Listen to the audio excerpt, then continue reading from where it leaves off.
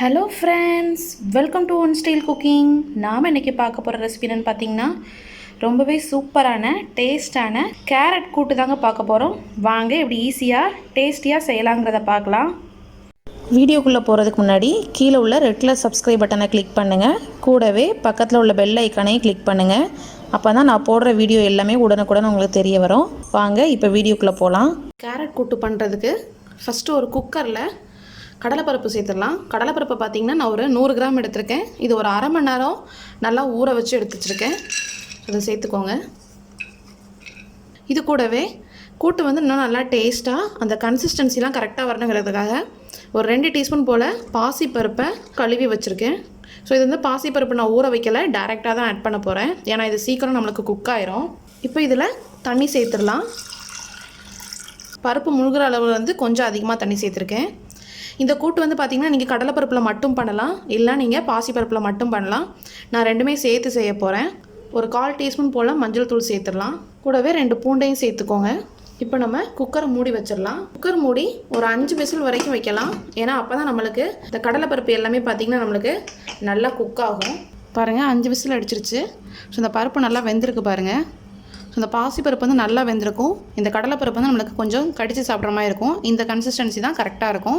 இப்போ நம்ம கூட்டு செய்ய ஆரம்பிச்சிடலாம். இப்போ இதுக்கான மசாலா ரெடி பண்ணிடலாம். ஒரு மிக்ஸி ஜாரில் கொஞ்சமாக தேங்காய் கட் பண்ணி வச்சுருக்கேன், அதை சேர்த்துடலாம். காரத்துக்கு பார்த்திங்கன்னா 2 பச்சை மிளகா சேர்க்குறேன். இந்த பச்சை மிளகா ரொம்ப காரமாக இருக்கும், அதனால் நான் 2 சேர்த்துருக்கேன். ஏன்னா கேரட் வந்து நம்மளுக்கு கொஞ்சம் ஸ்வீட்னஸ் கொடுக்கும், அதனால் கொஞ்சம் காரம் அதிகமாக சேர்த்துக்கோங்க. ஒரு அரை டீஸ்பூன் போல் ஜீரகம் சேர்த்துடலாம். இதெல்லாம் சேர்த்து கொஞ்சமாக தண்ணி சேர்த்து நல்லா விழுதாக அரைச்சி எடுத்துக்கலாம். பாருங்கள், இந்தளவுக்கு நல்லா அரைச்சி எடுத்தாச்சு. இப்போ ஒரு கடாயில் கொஞ்சமாக நம்ம ஆயில் சேர்த்துக்கலாம். ஆயில் சூடானதும் கொஞ்சமாக கடுகு உளுந்தம் பருப்பு சேர்த்துக்கோங்க. கடுகு பொரியும் போதே ஒரு 1/4 டீஸ்பூன் போல் ஜீரகம் சேர்த்துக்கோங்க.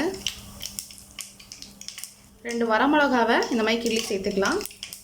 கொஞ்சம் வெங்காயம் வந்து கூட்டுக்கு ரொம்ப அதிகம் தேவைப்படாது. இது கூடவே கொஞ்சம் கருவேப்பிலையும் சேர்த்துடலாம். இதெல்லாம் சேர்த்து நல்லா மிக்ஸ் பண்ணிக்கோங்க. நான் அன்றைக்கி வந்து 3 பேருக்கு செய்கிற மாதிரி தான் கூட்டு செய்ய போகிறேன். நீங்கள் அதிகமாக செஞ்சிங்கன்னா குவான்டிட்டி எல்லாமே ஈக்குவலாக இன்க்ரீஸ் பண்ணிக்கோங்க. ஸோ வெங்காயம் வந்து லைட்டாக வதங்கினதுமே நம்ம கேரட்டை சேர்த்துடலாம். ஸோ கேரட் பார்த்திங்கன்னா நான் 2 கேரட்டை இந்த மாதிரி க்யூபாக கட் பண்ணி வச்சுருக்கேன், தோலெல்லாம் நீக்கிட்டு. இப்போ அதை சேர்த்துக்கோங்க. கேரட் சேர்த்து நல்லா மிக்ஸ் பண்ணிடலாம்.